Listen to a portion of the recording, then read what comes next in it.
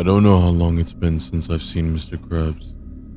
I thought it was odd at first, him not being around the Krusty Krab, but I figured maybe he was out hunting for treasure or squeezing a few coins out of a deal somewhere. You know how MR.Krabs is. But the days kept passing and still no MR.Krabs. I asked Squidward if he'd seen him, but all he did was roll his eyes and mumble something about finally getting some peace. I even asked Sandy, and she hadn't seen him either. No one had, not even his daughter, who usually knows what he's up to. Finally, I decided to ask Plankton. He always seems to know what's going on in Bikini Bottom, especially when it comes to MR.Krabs.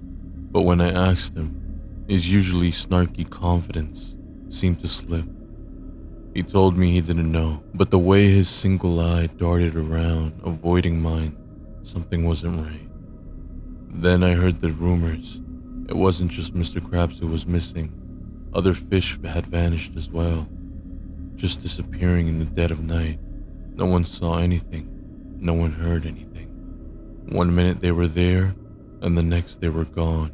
I went to the police, but they were already overwhelmed, trying to track down the missing fish. They promised they were doing their best, but the fear in their eyes said otherwise. I couldn't take it anymore. I had to do something. I had to find MR.Krabs. So I went to Patrick and asked for his help. We agreed that Plankton was the most suspicious.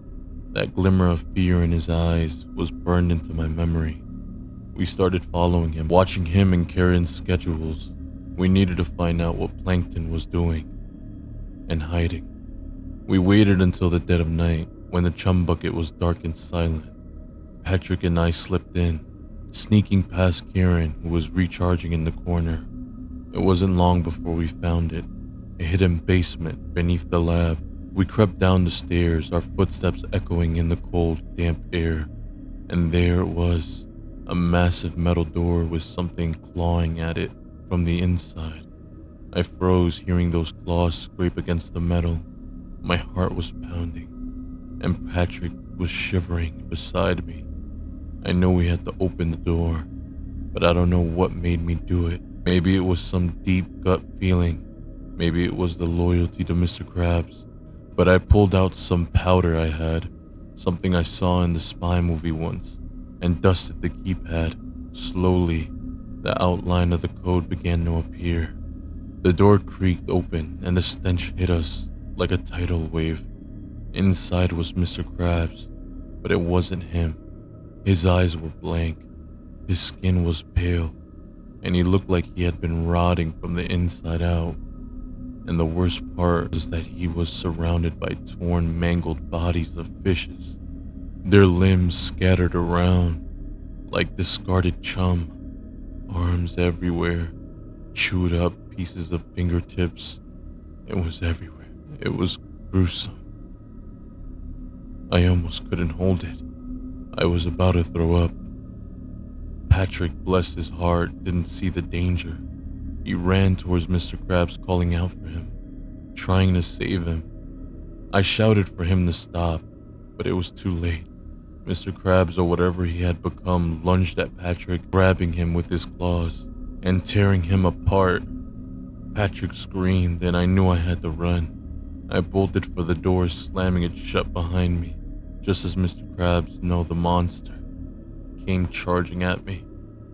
I heard him, pounding on the metal, trying to break through, but I knew it would hold. And then I heard Plankton's voice, calm and almost sad. He told me he'd been watching MR.Krabs for days. Ever since the disappearances started, he had noticed how the missing fish had no pattern, how they vanished without a trace, and then he discovered the truth. It was MR.Krabs, or rather something inside MR.Krabs, something controlling him. Plankton said that MR.Krabs had known what he was doing, but he couldn't stop himself. It was like his body was moving on its own, like some parasite had taken over.